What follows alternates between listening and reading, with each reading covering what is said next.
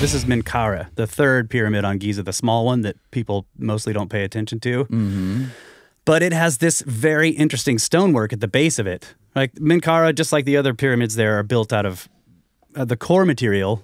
All this stuff up here is limestone, right? This is all limestone blocks. But down here, I can move in. So this is the smallest one in the line of three? Yes. Okay. Yeah. Look at those granite blocks. Like, some people in here for scale. These are huge.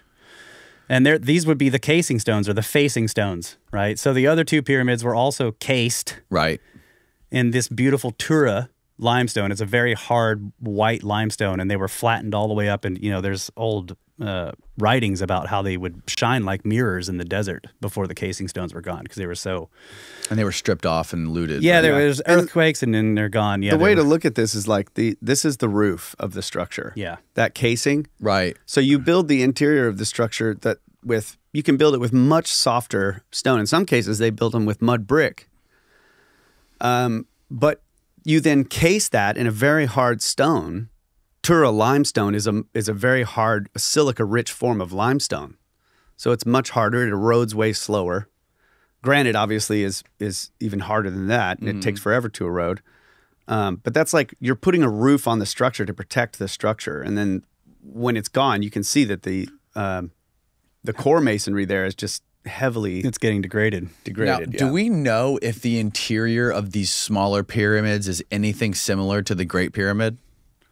They have passageways and chambers. We haven't been in Menkaure yet. We're going to do that this year. But do we have diagrams? Like we have diagrams of all the all the chambers. So we know what the insides of these look like. They're mapped out. For the most part, if I recall correctly, the Great Pyramid is the only one that has any substantial structures in the body of the pyramid itself. The rest of them mostly go underground. So it seems like the entire... The Bent Pyramid has some pretty substantial Yes, you're right. structures The Bent Pyramid has structures inside of it. I've scanned that as well. one. Yeah. But most of the time, it's just see the entrance back here. This is the entrance right here. Okay. So this is just a descending passageway. It basically goes straight down and into the ground, and then there's chambers way down in there. The Great Pyramid does this as well, but there's a descending passage that goes up as well, and then you have the Grand Gallery and the Queen's Chamber and the King's Chamber up inside the body of the pyramid. But when you go into Khafre, the middle pyramid, it just has a descending passageway, and you're down underneath it. But there's nothing in the guts of the main pyramid. Yeah. But anyway, so you're noticing these blocks, and we're talking about this because of was it easy, right? This is not insubstantial amounts of stone, as you can see from the people standing here. These are huge blocks. They have to be tilted, and they're also, notice how they're kind of puffy or like pillowy. Yeah. So they were leaving extra material on because they were going to flatten it like this. Let's see. I'll move forward. Oh, here. Some of them are flat and perfect. Yeah, just right around the entrance. And also notice all these nubs. Yeah, see all those these? are the same nubs on the ones in South America and Central America. Yeah, they have these all over the world. There's a lot of interesting ideas about these. Kyle and I kind of lean towards the idea that they're functional, like they were used for maneuvering, and then they were cut off during the finishing process. But here you can see the part of the flattened face. Oops, let me zoom back out and move here. And then there's some reverse nubs, insets, for grabbing this block. But look at all this extra material. Look at this huge, and granite's heavy. So you're talking about a lot of extra material on here. I could come back to some of it, but here's the flattened face. So how come the rest of it's not flattened like this? Well, that's the question. That is a great question. It's like, why didn't they finish the job? But there's this big square of flattened area right here in front of the entrance. Which seems funny, if this is a tomb and you're trying to sort of hide the entrance and everything like that, well, this makes it relatively obvious where the door is. Right? Yes. And also because the other two large pyramids had casing stones all over them, and those were completely flattened out. They were perfect. Yeah, they were finished. This just looks like it was not completed. Like they were in the process. Or they were using this surface as a survey point. This is the other thing we've discussed. Yeah. We actually have some evidence after walking all the way around this pyramid, looking. So you can imagine that one of these blocks, this flattened blocks, because it has a top and bottom, and then it has this beveled, this angled face, then there's going to be a certain cut degree angle. Yeah. A flat surface here and a flat surface there. Right. That the other blocks will not have because they're all puffy and pillowy on the front. So when we were walking around the pyramid, there's just piles and piles of granite laying on the sides. They've been quarrying it. Quarried out. So we were looking for blocks with this angle, 2 flat surfaces like with a this prism angle. stone, yeah. And we found them. Yep. Around the other 2 sides that are not uncovered. So I think that there was we think that there's a pretty good case to be made that there was a flattened surface about this size on each face side of the pyramid. There is one on the other side, which we'll look at in a minute. Yeah. Like this is the north side, so around on the east side of the pyramid, there is another flattened face. And the other interesting thing, just to point out, is the only reason we have this pile of casing stones here is because as people were quarrying the stuff above it, the granite off here, they were making piles of rubble down here, and it basically just covered this stuff up. And it became too difficult to dig out, so they just left it. So it still survives because it got buried under the other quarrying rubble. Intentionally buried. There you go. Intentionally buried, right? Right. So, but the other point, So if they were going to smooth the stones, they would start from the top?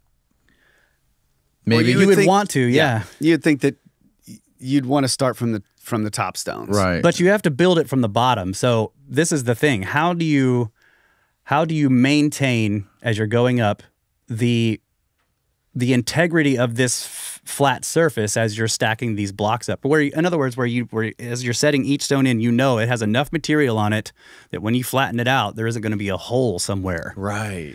So maybe you flatten out a square area at the first few courses at the base to give yourself a survey platform so that you can check as you go up using whatever method you got. A really simple method to check the distance from the bottom of this to the top of it, and then extend that further out as you make new courses. Like, do we have enough stone sticking out where they actually meet each other in this crevice? Is that far enough out so that when we flatten it, it won't be a void? So there's no void. See this deep crevice between the stones here and here? You want to make sure that when you flatten it to here, there's not actually going to be like a hole in here somewhere. Right, that makes sense. Yeah. Yeah. So you can do it by, you can just put a couple of like rods in here with string and pull, and you end up pulling the string all the way up, and you're just checking distances as you go up. Do we have enough stone in each place? And you can move it this way and that way. Yeah, you can sweep it back and forth and check the whole face. And so that was the idea, is like, did they have 4 of these on each face? And you have 1 facing crew per side of the pyramid. And they just didn't have time to finish the job. Which is another interesting... Yeah. So it seems like they built the Great Pyramid first, and then this was the last one. Or maybe maybe Khafre, the central pyramid, was the one built first. Ben actually thinks that's the first one. Oh, really? Yeah. And it's interesting because that one, the other great thing about that one is it has a couple of rows at the very bottom of granite casing stones that have been finished. And they are, they're just unbelievably magnificent, just perfectly cut, beautiful granite casing stones. And then as you walk around that pyramid, there's a row of granite rubble all the way around the thing because people were cutting them up to take these beautiful faces that have been cut. Because the source of this granite's 500 miles away. So if you're somebody living near this area... That's so wild. Yeah. You need to fucking get a plane to go. You need to fly there when you're traveling. Yeah. That's how far it is. It's not wild. This is just what people do. It's the easiest way to... Yeah. Totally natural. Like, listen, when you want to build a cool structure in the desert, you bring stone from 500 miles away and you stack it up into a triangle. Yes. It's like the simplest thing to do. Like, everybody does it.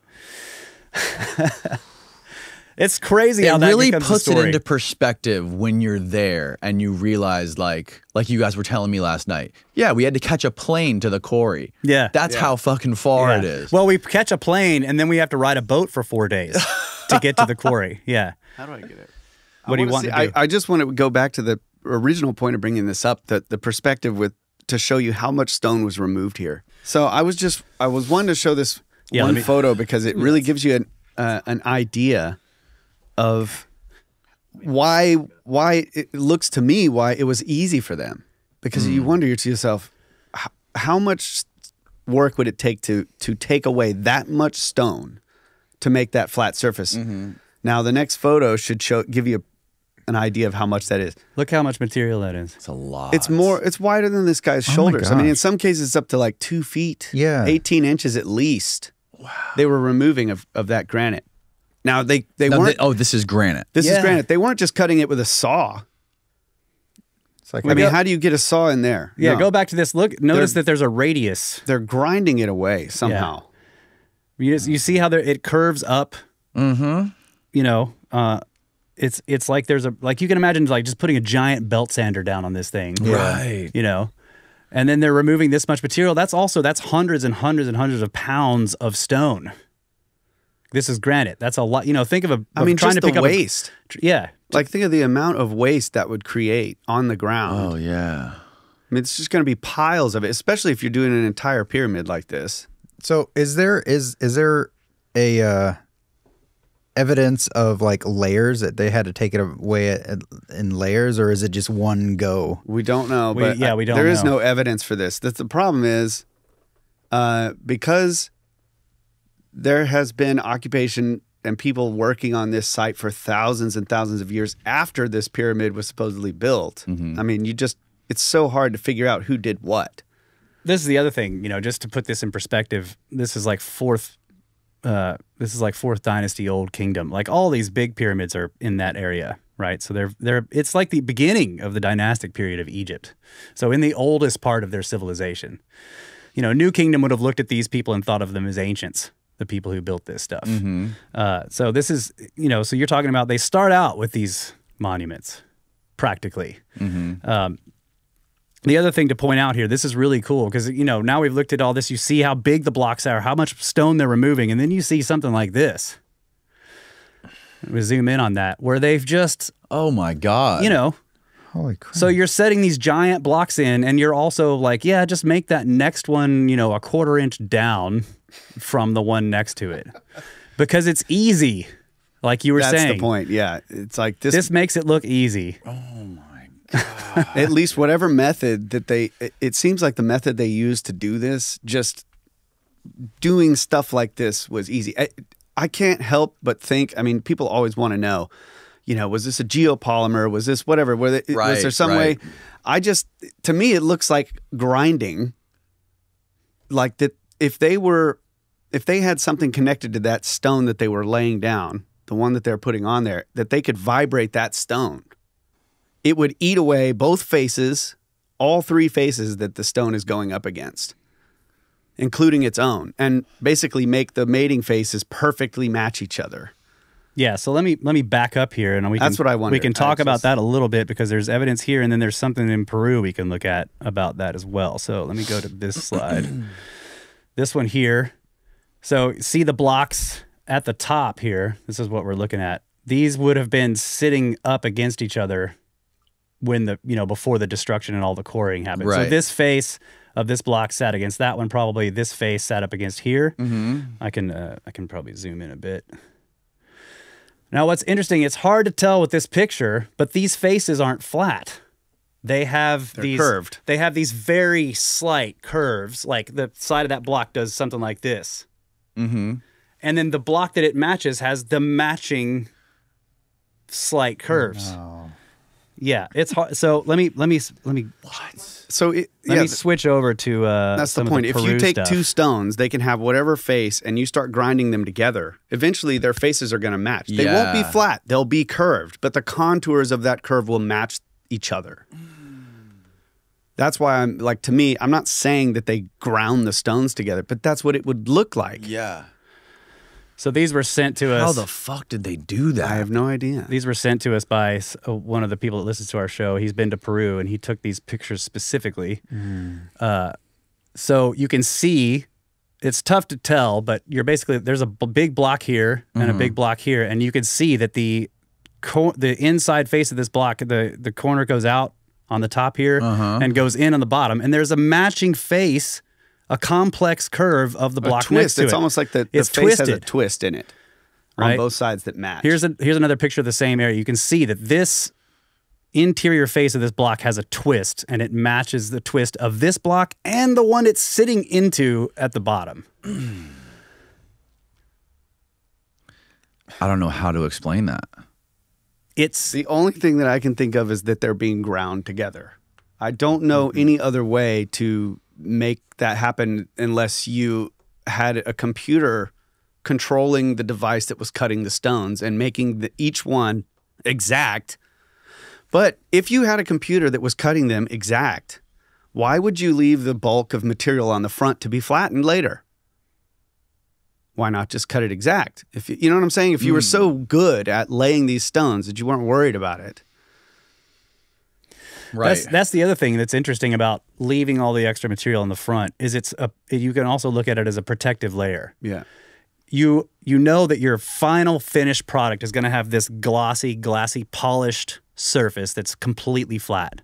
You want that protected by multiple layers of stone during the construction process, not layers, multiple inches of stone. So you drop a block against it, it hits it, right? Yeah, and if a block was dropped near the top of the pyramid and it had tumbled down, I mean, it's going to do a lot of damage. Dent Yeah, it. yeah.